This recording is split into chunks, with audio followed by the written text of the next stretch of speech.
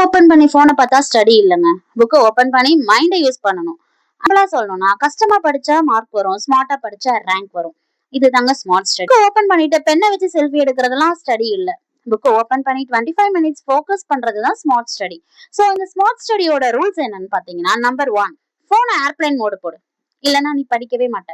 Number 2, 25 minutes படி, 5 minutes break எடுத்துக்கோ. அல்டிமேட்டா ஒரு உண்மை சொல்லட்டுமா, படிக்க உட்கார்ந்த உடனே வாட்டர் வேணும், ஸ்நாக்ஸ் வேணும், தூக்கம் வருது, ஃபேன் ஸ்பீட சேஞ்ச் பண்ணணும்.